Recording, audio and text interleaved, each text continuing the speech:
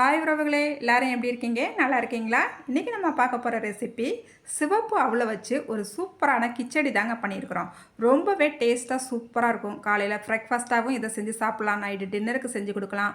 School விட்டு வர நம்ம வீட்டு குழந்தைகளுக்கு ஒரு ஸ்நாக்ஸ் ரெசிபி போல் கூட இதை செஞ்சு கொடுக்கலாங்க. எல்லாருமே விரும்பி சாப்பிடுவாங்க. சரி வாங்க, இந்த ரெசிபி எப்படி செய்யலான்னு சட்டுன்னு பார்த்துடலாம்.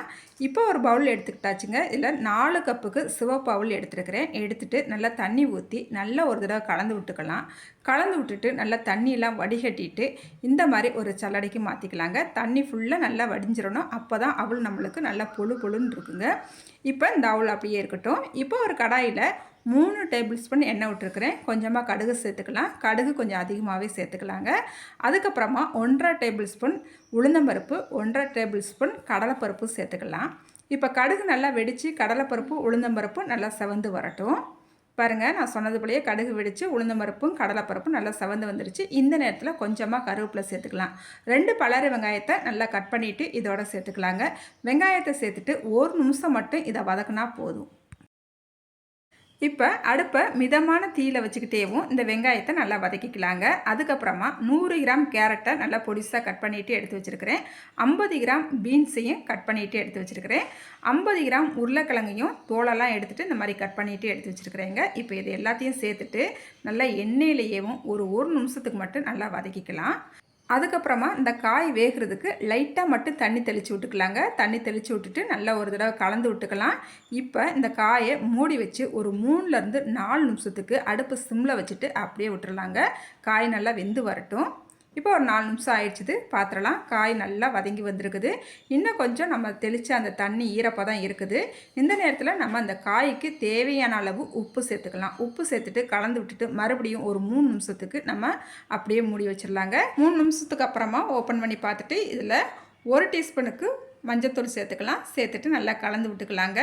இப்போ காய் நம்மளுக்கு நல்லா வெந்து வந்துருச்சு. அதுக்கப்புறமா இதில் நம்ம அவல் வடிகட்டி எடுத்து வச்சுருக்கோம் இல்லையா, அதை சேர்த்துக்கலாம். பாருங்கள், அவல் நல்லா கொஞ்சம் கூட ஈரத்தன்மையே இல்லாமல் நல்லா பொழு பொழுன்னு இருக்குது பார்த்தீங்களா? இந்த அளவுக்கு நல்லா வடிகட்டிட்டு எடுத்துக்கணும். இப்போ அவல் சேர்த்தா பிறகு நல்லா கலந்து விட்டுக்கலாங்க. அடுப்பை மீடியம் தீயிலேயே வச்சுக்கலாம். இந்த அவலுக்கு மட்டும் இப்போ நம்ம உப்பு சேர்த்துக்கலாம். உப்பு சேர்த்துட்டு நல்லா கலந்து விட்டுட்டு மறுபடியும் மூடி வச்சு ஒரே 1 நிமிஷத்துக்கு மட்டும் மிதமான தீயில் வச்சிடலாங்க. பாருங்கள், 1 நிமிஷம் ஆயிடுச்சுது. இப்போ நம்மளுக்கு அவல் கிச்சடி ரெடி ஆயிடுச்சு. நல்லா கலந்து விட்டுக்கலாம். இப்போ எனக்கு கொஞ்சம் காரம் இல்லாமல் எனக்கு மட்டும் தனியாக எடுத்துகிட்டு அதுக்கப்புறமா நம்மளுக்கு காரத்துக்கு இதில் வத்தப்பொடி சேர்த்துக்கலாம். இப்போ எனக்கு காரம் இல்லாமல் கொஞ்சமாக நான் எடுத்துக்கிட்டேன். ஒரு குடமிளகாயில் ஒரு 1/4 பங்கு மட்டும் கட் பண்ணிவிட்டு சேர்த்துருக்கிறேன். 1.5 டீஸ்பூனுக்கு வத்தப்பொடி சேர்த்துருக்குறேங்க. இப்போ நம்ம காரத்துக்கு வத்தப்பொடியும் சேர்த்துக்கிட்டாச்சு. இப்போ நல்லா கலந்து விட்டுக்கலாம். குடமிளகாய் லாஸ்ட்டாக தான் சேர்க்கணும். நம்ம காய் வதக்கும் போதேவும் இந்த குடமிளகாய் சேர்த்தா ரொம்ப வதங்கிடும். அதனால தான் லாஸ்ட்டாக சேர்க்குறோம்.